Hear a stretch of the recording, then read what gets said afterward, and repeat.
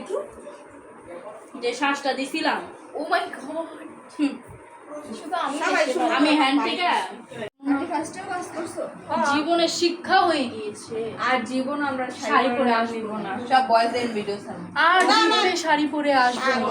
আমাকে কি সুন্দর লাগতেছিল, ঋতু কি শাড়ি পরে আসছে আর জীবনে শাড়ি পরে আসবো ঋতুকে না। কেমন দেখো সবাই শাড়ি পরছে। তাহলে আমি সবাই পরছে। ঋতুকে তুমি দেখো না শাড়ি কে আমাকে শাড়ি পরা কি বাজে লাগে? ও যেভাবে আচ্ছা বলছে। ঋতুকে কি হ্যাঁ, ঋতুকে কাজের বলবে। আমি কাজের বেটি রহিমা, এখানে সব থেকে কাজের বেটি রহিমা। আর আমি তুমি কি হইছে তোমার? হাসুম আমাকে এই যে আমি বলি, আমার দিকে তাকাও। আমাকে কিন্তু চিনোস না, আমি অথই। আমাদের নাচা আছে সাথে আসছিল যে সাথে আইছিল দেশে। কবে?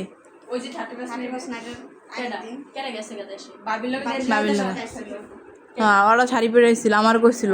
তো আমার মিম রাত 12টা বাজে কয়, তখন কইলে আমার চুরি মুড়ি কিছু কেন লাগতো না, আহারে, তখন আমি কোন থেকে দাম 12টা বাজে আমি কারে জানি ফোন দিয়ে কইছিলাম। তোমারও তো আমিও ফোন দিছিলাম। তাহলে শাড়ি পরে লাভ কি আহা লগল লাগে রাইখে দে। না আপনার এক পিস